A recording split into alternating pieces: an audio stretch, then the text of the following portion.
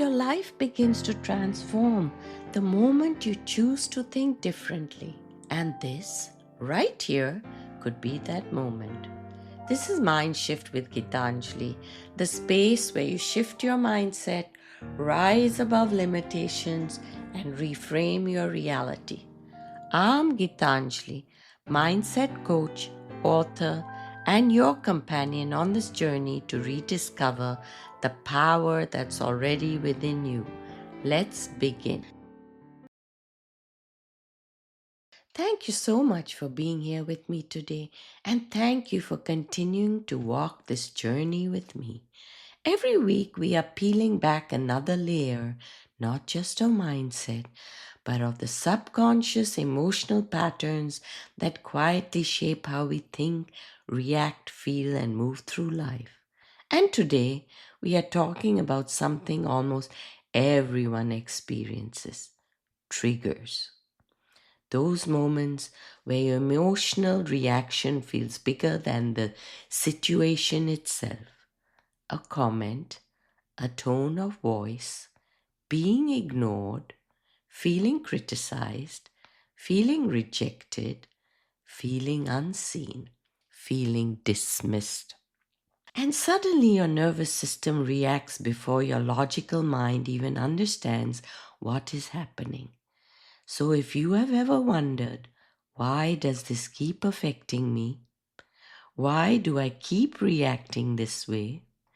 Why does the same emotional pain keep showing up? This episode is for you. Let's look at the 4 P's: the problem, the promise, the proof, and the plan. Problem. One of the most frustrating parts of healing is when you think you're making progress and suddenly something triggers you again. Maybe you promised yourself you would stay calm, but you reacted emotionally. Maybe you thought you had healed from something, but one moment reopened the wound. Maybe someone's behavior instantly made you feel not good enough, unimportant, unsafe, abandoned, or emotionally overwhelmed. And many people begin judging themselves for this. They think, why am I still getting triggered? Shouldn't I be over this by now? What is wrong with me? But triggers are not signs that you are broken. They are signals that something inside the nervous system still needs awareness, healing, or safety. Promise. And the beautiful thing is this: when you understand what triggers actually are, they stop controlling you as much. You begin recognizing the difference between the present moment and old emotional programming. You learn how to pause instead of react. You begin understanding your nervous system instead of fighting it. And slowly, the same situations that once completely overwhelmed you begin losing their emotional power. Not because you become emotionally numb, but because you become emotionally aware. Proof. Psychology and neuroscience now show us that emotional triggers are deeply connected to memory, survival, and nervous system conditioning. The brain is designed to remember emotionally intense experiences, especially experiences connected to pain, fear, rejection, or emotional danger. Why? Because the brain's primary job is not happiness, its primary job is protection. So when an experience feels emotionally threatening, the nervous system stores that experience as important information for future survival. And later, when something reminds the brain of that earlier emotional pain, even unconsciously, the body reacts automatically. This is why emotional triggers can feel immediate and intense. Your nervous system is not asking, is this logical? It is asking, does this feel familiar? So, what do we do when triggers keep showing up? First, we stop seeing triggers as enemies. Triggers are messengers. They reveal where fear, pain, insecurity, or unresolved emotional patterns may still exist beneath the surface. Second, we begin learning how to regulate before reacting, because healing does not happen while the nervous system is in survival mode. And third, we begin creating awareness around the emotional stories attached to our triggers. Not every emotional reaction reflects present reality. Sometimes we are reacting to what the moment reminds us of emotionally. And the more consciously we observe our reactions, the more power we gain to change them. And this connects deeply to last week's episode. Are your relationships reflecting old wounds? Because many triggers are rooted in emotional experiences we have not fully processed. Sometimes relationships become mirrors, revealing the wounds our nervous system still carrying. And until we become aware of those patterns, we often repeat them automatically. Let's go deeper into what actually happens in the brain during an emotional trigger, the neuroscience section. When something emotionally activating happens, the amygdala, the brain's alarm system, rapidly scans a situation for danger. And the important thing is this: the amygdala reacts faster than the logical thinking brain. This means your nervous system can activate before your conscious mind fully processes what is happening. Heart racing, tight chest, defensiveness, shutting down, over-explaining, anxiety, anger, emotional withdrawal. These reactions are often happening automatically through conditioned neural pathways. And the brain builds these pathways through repetition. If someone repeatedly experienced criticism growing up, their nervous system may become highly sensitive to disapproval. If someone experiences emotional abandonment, they may become hyper alert to distance or rejection. If someone constantly felt unsafe emotionally, their nervous system is in a state of hypervigilance even in healthy environments. This is because the brain learns through association. It begins connecting certain situations, tones, behaviors, or emotional dynamics with survival. And over time, these responses become automatic patterns. This is also why triggers can feel irrational sometimes, because the emotional brain is reacting from stored memory, not only present reality. But this is where neuroplasticity becomes incredibly powerful.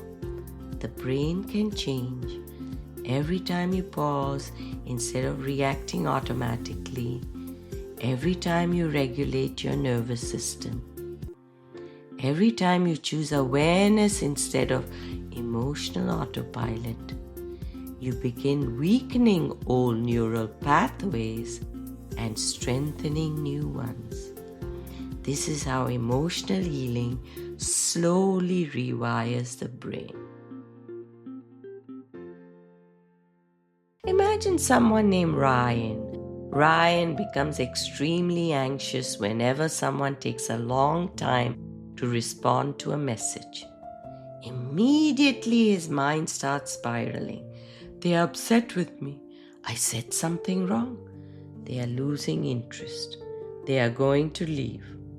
And emotionally, the reaction feels very real. But underneath the trigger, Ryan grew up in an unpredictable environment. Love and attention felt inconsistent.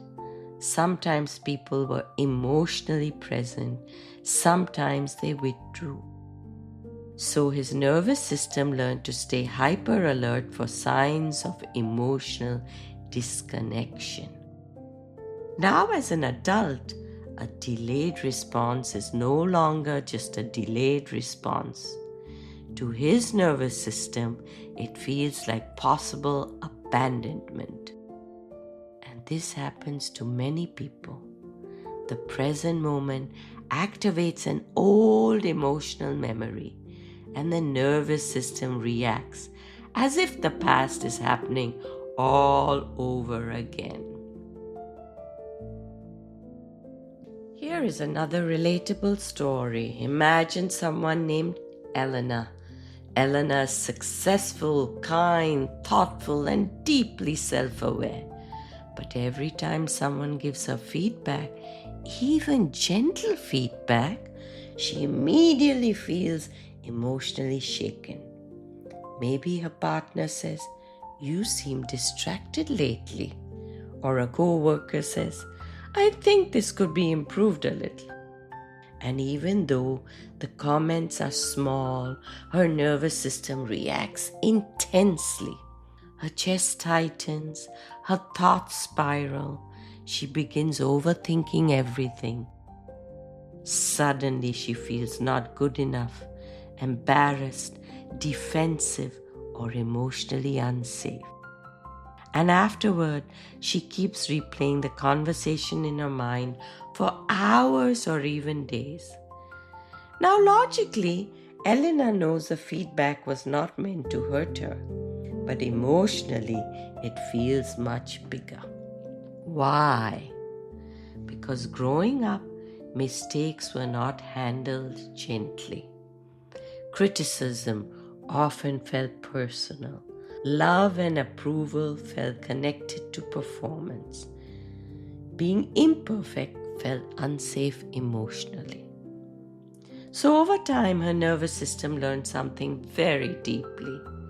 If I disappoint people, I may lose connection, approval, or love. And now, as an adult, even healthy feedback can unconsciously activate that old emotional wound. This is why triggers are rarely just about the present moment. Very often, the situation itself is small, but the emotional memory connected to it is much older. And this is important to understand. Your trigger is not proof that you are weak. It is often proof that a part of your nervous system is still trying to protect you from pain it experienced a long time ago. So today I want to give you a practice called the Trigger Translation Method. Because healing begins when we stop reacting automatically and start becoming curious about what the trigger is trying to communicate. The next time you feel emotionally activated, walk through these 5 steps. Step 1. Pause the reaction. Before reacting externally, pause internally. Take one slow breath in and one slow breath out. This helps interrupt automatic survival responses. Step 2. Identify the trigger. Ask yourself, what exactly triggered me? Was it feeling ignored, feeling dismissed, criticized, rejected, controlled, misunderstood? Be specific. Step 3. Notice the story. Now ask, what story is my mind creating? They do not care about me. I am not enough. I'm being abandoned. I am unsafe. Triggers often activate subconscious beliefs. Step 4. Ask, does this feel familiar? This question is powerful because many triggers are connected to emotional memories from earlier experiences, not just the present moment. This helps separate present reality from past emotional conditioning. Step 5. Regulate and respond consciously. Ground yourself before responding. Breathe slowly. Relax your body. Allow the nervous system to settle. Then ask, how do I want to respond from awareness instead of fear? This is how emotional patterns begin changing. And remember, healing does not mean you never get triggered again. Healing means the trigger no longer completely controls your reaction. You become more aware, more grounded, more emotionally conscious, and slowly your nervous system begins learning that the present moment is safer than the past. And before we close today, I want to guide you through a visualization designed to help calm emotional reactivity and create more safety within the nervous system.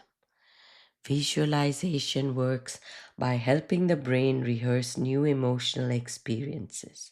And because the brain responds strongly to emotionally imagined experiences, visualization can help create a new neural associations connected to calm, safety, and regulation. So, this next exercise is designed to help your mind and body practice moving from emotional activation into emotional safety. Take a slow, deep breath in and gently exhale. Again, slowly breathe in and exhale softly. Allow your body to begin relaxing. Now imagine yourself standing in front of a calm ocean at sunrise. The waves move steadily in and out. Peaceful, grounded, certain. And imagine that each wave represents an emotion.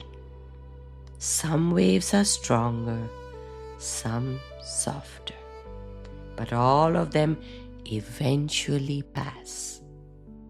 Now imagine one emotional trigger rising like a wave in front of you. Maybe it is rejection, criticism, fear, abandonment, disappointment. Instead of fighting the wave, running from it, or becoming consumed by it, simply observe it. Notice that you are not the wave, you are the awareness observing it. And as you continue breathing, imagine the wave slowly losing intensity. The water becomes calmer. Your breathing becomes steadier. Your nervous system softens. And now quietly say to yourself, I am safe in this moment. I do not have to react from old pain. I can pause before responding. I can feel emotions without being controlled by them. I am teaching my nervous system a new way to respond. And now imagine a warm light expanding through your chest.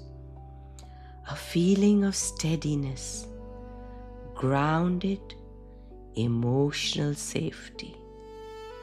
And allow your body to remember, not every trigger is danger. Sometimes it is simply an opportunity for healing. Slowly open your eyes. Let's say a few affirmations together. I am safe. I can pause before reacting. I release old emotional patterns. My emotions do not control me. I choose awareness. I trust myself. I can respond calmly. Healing is happening within me. I am creating new emotional patterns. I am becoming emotionally free. So this week, instead of judging your triggers, become curious about them. Ask yourself, what is this reaction trying to teach me? Because triggers often reveal the places with us that still need compassion, awareness, and healing. And remember, your trigger is not your identity. It is simply a pattern your nervous system learned for protection. And patterns can change. And next week, join me for the next episode. Are you unconsciously afraid of success? Because we are going to explore how fear can hide beneath procrastination, self-doubt, perfectionism, and even comfort zones. And why part of the nervous system may resist the very growth you consciously want. Thank you for joining me today on Mindshift with Geetanjali. If this episode spoke to you, share it with someone who needs to hear this message and subscribe for next week's episode. Every moment of awareness you create today builds the reality you live tomorrow. Keep rising, keep shifting, keep reframing, and keep becoming who you're meant to be. Rise, shift, reframe, become.